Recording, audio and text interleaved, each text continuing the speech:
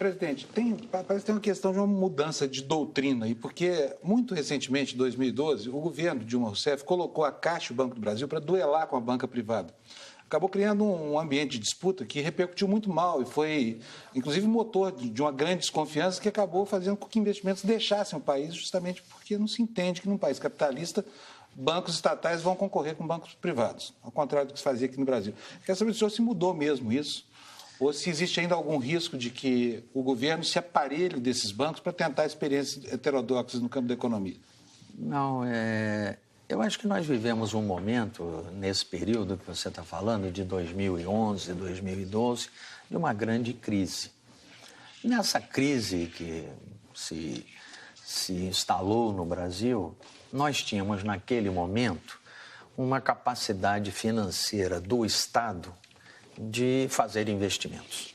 Então, nós tivemos muitos investimentos com recursos do Orçamento Geral da União e os bancos públicos, principalmente a Caixa e o Banco do Brasil, participaram desse momento incentivando o crédito.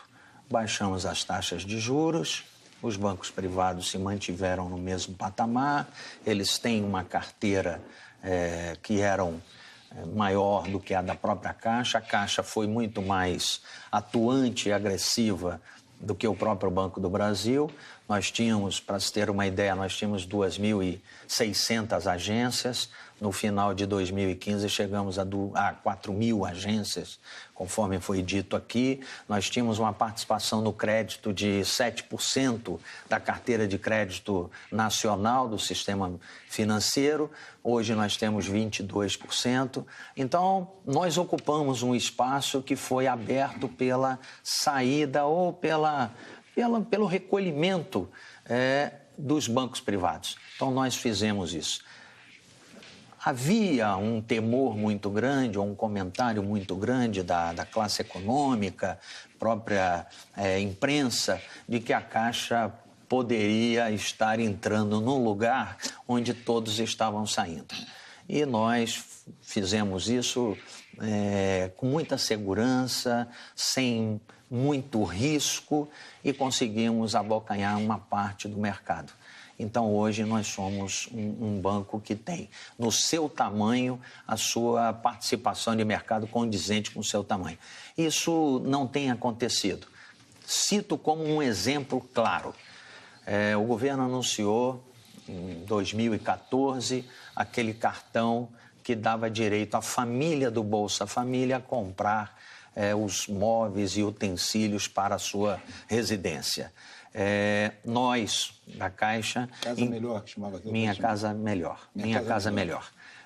Nós, da Caixa, entendíamos que aquela era uma operação muito arriscada e condicionamos a nossa entrada nesse negócio a uma garantia do Tesouro de um aporte para garantir uma eventual inadimplência. Acabou que o cartão teve uma grande inadimplência, mas a Caixa não sofreu com ele, porque o risco acabou sendo do Tesouro.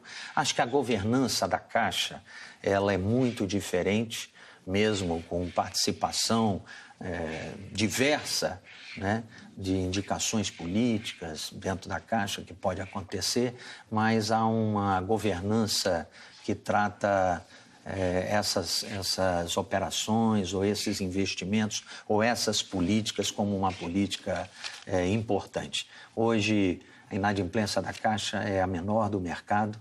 Nós anunciamos isso em junho agora. Já tínhamos uma abaixo do mercado, um índice menor. Em março, no balanço de março, o mercado estava 3,55, nós estávamos 3,51. Hoje, o último balanço de junho, Caixa veio para 3,20, o mercado subiu para 3,54. Então, nós temos um esforço muito grande, até porque a composição da carteira de crédito da Caixa não permite inadimplência alta. Ela é focada praticamente em 80% dela em operações de habitação, operações de consignado e operações de infraestrutura. Então, operações seguras, mas pouco rentáveis, mas que não admitem uma inadimplência. Presidente, desses investidores estrangeiros que o senhor disse têm recebido aqui interessados no programa Crescer, naquilo que foi apresentado pelo governo Temer, o senhor ainda tem sentido, né, nas conversas com eles a necessidade de dar alguma espécie de garantia, além do que está no papel, de que o governo brasileiro não vai interferir em contratos, de que hoje há uma relação melhor com a iniciativa privada? O senhor sente que ainda paira, mesmo com a mudança de governo, ainda paira alguma espécie de desconfiança a respeito do comportamento do governo brasileiro ao estabelecer negócios com agentes internacionais, por exemplo? Não, eu acho que não temos essa dúvida. A dúvida que pairava até bem pouco tempo atrás era uma dúvida política, de que o Brasil estava vivendo ainda o momento do impeachment. A partir do momento em que se estabelece quem é o presidente da República e que isso se supera, para os investidores e para qualquer um de nós brasileiros, os próprios investidores nacionais, bancos nacionais, população de uma maneira geral, todos nós aguardamos o quê? Aguardamos o nosso dever de casa. Nosso dever de casa do limite do teto, nosso dever de casa da reforma da Previdência, nosso dever de casa da questão da reforma trabalhista ou até mesmo tributária. Então, eu acho que agora estamos num momento de que devemos efetivamente caminhar no nosso dever de casa e, por um outro lado, estamos demonstrando isso nas concessões anunciadas pelo governo federal, de que estamos tendo um cuidado para que essas concessões não tenham interrupções. Tivemos exercícios importantes no passado, não podemos esquecer disso. As concessões dos aeroportos, dos maiores aeroportos, elas foram um sucesso. Rodovias funcionando bem, já não tivemos muita evolução na área de portos nem de ferrovias. Então, nesse momento agora, acho que é um novo passo, mas também com um novo componente, que é um pouco mais de segurança jurídica para dar ao investidor essa tranquilidade maior. O crédito, a participação da Caixa Econômica no crédito, de um modo geral, cresceu muito de 2008 para cá, né? Parece que era 7%, 8%. Hoje está mais de 20%, está perto de 20%, uma coisa assim. Eu imagino que tem aí uma expectativa de crescimento de o quê? Uns 6, 7 esse ano? 6%. Isso. Agora, o que isso vai significar em termos de consumo, por exemplo, na sociedade brasileira? Nós sabemos que o ciclo do consumo, esse adotado como política, está esgotadíssimo. Agora é preciso reconstruir tudo. Estamos pavimentando de novo a estrada. Quando é que o senhor acha que vai começar a sentir o resultado desse esforço de agora? Mitre, eu creio que ainda falta muito para que a gente possa perceber efetivamente a mudança de uma estabilização do desemprego, um crescimento do emprego. Então, nós ainda vamos ter que fazer algumas coisas mais emergenciais. A Caixa está trabalhando nesse sentido, para construir alternativas. Vou lhe dar um exemplo do que nós estamos trabalhando e que, eventualmente, quando estiver pronto, vamos levar ao presidente Temer para que haja uma decisão dele de fazer um anúncio das condições. Mas nós estamos retomando um cartão que da Caixa é sempre histórico a sua utilização, que é o Construcard. É aquele que qualquer um de nós, independentemente da renda, não é voltado apenas para a classe mais baixa ou a classe média, independentemente da renda de qualquer cliente da Caixa, ele pode ir buscar esse cartão, que é um cartão que faz com que você possa comprar um material de construção, faça com que você possa comprar alguma coisa que possa ampliar o seu imóvel, melhorar a sua qualidade. Todos nós demandamos por isso. Queremos fazer uma reforma em casa e precisamos, eventualmente, de um crédito condizente com a taxa de juros, uma taxa de juros mais barata. Você quer mobiliar o seu imóvel, colocar armário embutido, armário na cozinha, isso é possível, trocar uma bancada de um banheiro ou de uma cozinha, tudo isso é possível. Nós estamos trabalhando para incentivar esta cadeia de lojas de material de construção ou de móveis modulados. Isso nós vamos fazer. Para isso, nós temos 7 bilhões de reais, só para esse investimento. Nós temos 7 bilhões de reais. E a demanda? Então, A demanda isso é tá recurso começando? da Caixa. Então, ele é permanente, ele está em vigência hoje. Sei. Nós melhoramos o produto, tivemos algumas questões que a gente teve que melhorar o produto, colocamos chip no cartão, evitamos uma fraude, então melhoramos muito isso. Estamos fazendo reuniões internas de como é que eu dou mais segurança a esse produto para a Caixa, qual é a inadimplência que eu suporto com essa taxa de juros ou essas condições. Então, nós estamos trabalhando isso. No momento em que esse produto estiver pronto, e ele vai estar pronto no próximo mês, nós vamos levar para o presidente anunciar. Por quê? Porque você traz toda uma cadeia de um segmento que gera emprego mais rapidamente. E, da mesma forma, nós temos que ir trabalhando outros nichos de mercado até esperar, na nossa avaliação, até esperar que as concessões gerem efetivamente um novo investimento na economia. Você está falando de fazer os editais ou de concessão a partir de novembro, então você tem energia, você tem saneamento, você tem rodovia, você tem tudo isso, e isso ainda demora um pouco mais, até para ser estruturado. Mas, presidente, eu insistiria na questão das dificuldades, nos obstáculos. São Paulo, por exemplo, aqui há obras que estão paradas, de parceria público-privada. Paradas por quê? Porque aquela fase do financiamento não se conclui. Então, como é que isso acontece num estado como São Paulo? E nós estamos aí na expectativa aí do plano crescer e tal, acreditando nele, mas tem problema objetivo. Ô, Mitre, nós vivemos um período de 2013, 2014, 2012, 13 e 14, onde o financiamento ao setor público, ele era intenso. E muitas vezes você fazia uma operação onde o governo era o grande financiador. Eu me recordo de uma operação de um metrô numa das capitais brasileiras, custava 3 bilhões de reais e era uma PPP.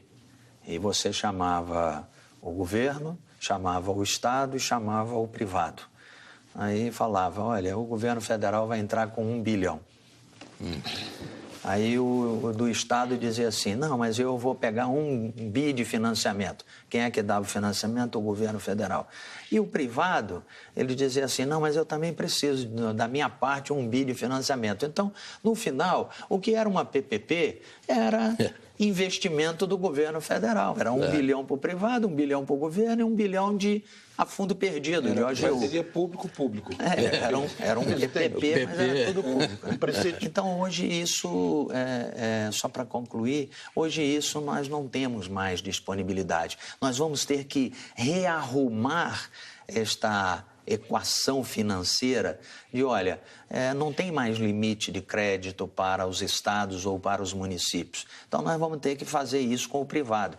E o privado tem que entender se aquele projeto é bom, se ele vai dar retorno, se ele tiver uma TIR condizente, ele vai buscar recursos nesse sentido. Senão, nós vamos ter uma dificuldade de obras paralisadas. Presidente, a sua gestão pensa em alterar dentro da Caixa algumas áreas, até privatizar ou conceder, como, por exemplo, loterias? Se falou em jogo do bicho também. Bem, Boris, o que acontece na Caixa é que nós temos as loterias da Caixa. Não se pensa nada com relação às loterias da Caixa. Há algum tempo atrás, a Caixa tinha dentro das suas loterias uma loteria chamada instantânea, a raspadinha. A remuneração dada à Caixa para administrar esse produto, ela era incompatível com os custos da administração.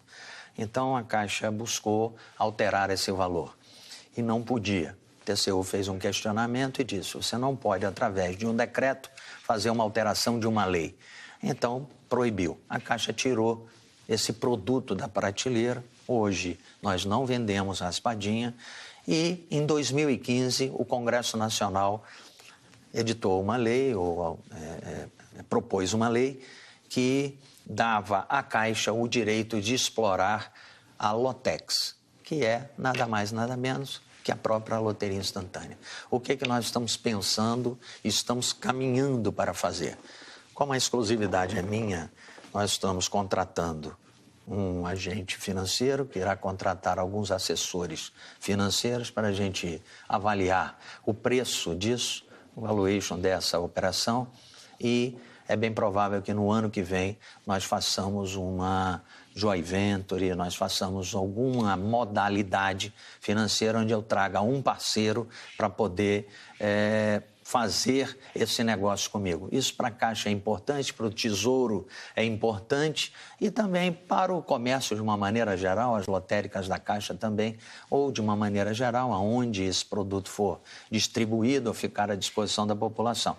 Então é importante porque eu tenho a tributação desse negócio, vai direto para o Tesouro, eu tenho uma injeção de capital na própria Caixa Econômica e eu tenho capacidade de gerar um novo negócio que me traga rentabilidade perenemente. E o jogo do bicho? E o jogo do bicho? O jogo do bicho está contemplado num projeto de lei que tramita no Senado Federal. Autoria do senador Ciro Nogueira, relator, senador Fernando Bezerra. Nele não está contemplado apenas o jogo do bicho, está contemplado o cassino, está contemplado o bingo, está contemplado o sport betting, está contemplado também o jogo do bicho. No projeto que está tramitando no Senado, o jogo do bicho é competência dos estados. Então, qualquer a Caixa não tem nada administração. A Caixa ela vai se colocar à disposição dos estados para prestar um serviço. Espero que não dê zebra, presidente. A zebra, no jogo de bicho atual, a zebra não participa. Agora, voltando aqui um pouquinho à questão anterior, sobre o fomento, atividades que gerem empregos e que possam enriquecer a economia, a Caixa está para o mercado imobiliário como o Banco do Brasil está para a agricultura brasileira, né? Se falta dinheiro na Caixa, é o que aconteceu agora. Nós temos uma baita crise sistêmica nesse setor, uma depreciação absurda dos imóveis e uma demanda muito baixa por causa da insegurança que a crise da economia gera. Eu queria saber do senhor o que vem aí, porque tem muita gente que não foi contemplada ainda. Por exemplo, imóveis para a classe média A e B não estavam no cardápio da Caixa, né? O que vem por aí? Não, vamos dividir então.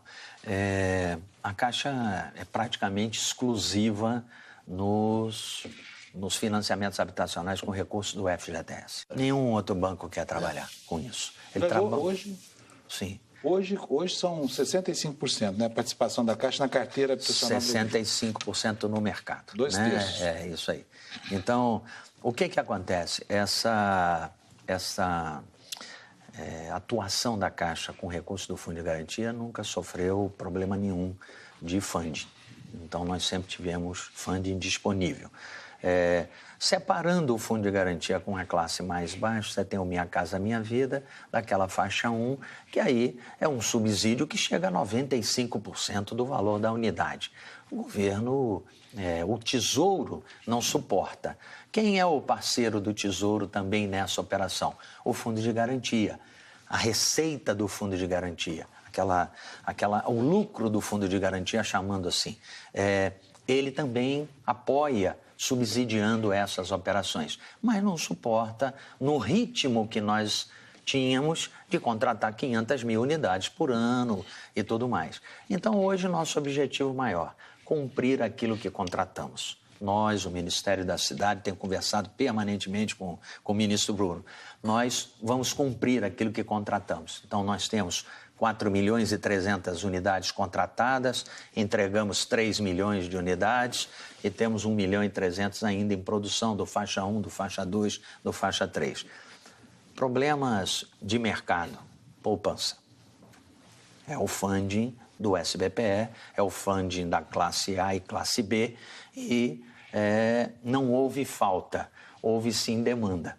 Falta de demanda, falta do recurso, a Caixa continuou a ter o funding, mesmo com a captação da poupança chegando a 50 bilhões negativo no ano passado, e esse ano já está beirando os 50 bilhões de captação líquida negativa, a poupança. A Caixa é a que menos perde. Então, os outros bancos têm perdido mais, o mercado tem perdido mais. Mas nós construímos algumas soluções. Temos um fundo da poupança, temos um pedaço da LCI e temos o retorno das operações de financiamento. Nisso, nós estamos mantendo o fundo e temos, para este ano, estou falando de orçamento do ano inteiro, 93 bilhões de reais para a habitação. Só no segundo semestre agora nós temos a metade disso, porque conseguimos investir cerca de 43 bilhões de reais, temos aí quase 50 bilhões de reais do segundo semestre. Nós estamos fazendo um esforço muito grande. Esses últimos dias nós temos feito uma série de medidas para entender o mercado que está difícil, o mercado que está descomprando. Ele está desfazendo a compra, então ele está rescindindo aquele contrato. Esse é o pior momento do mercado imobiliário, é aquele que vem e fala assim, quero o meu dinheiro de volta e estou te devolvendo o meu imóvel. Essa é a pior parte, porque o empresário já aportou o dinheiro, já fez uma parte daquele pagamento. Então, como é que ele faz isso? É uma descapitalização. Nós estamos fazendo todas as medidas possíveis que foram muito bem aceitas pelo mercado na questão habitacional. Mas não faltará recursos para a habitação, da classe mais baixa até a classe A. Nós vamos fazer um pequeno intervalo, voltamos já já com o presidente da Caixa Econômica Federal, Gilberto Occhi.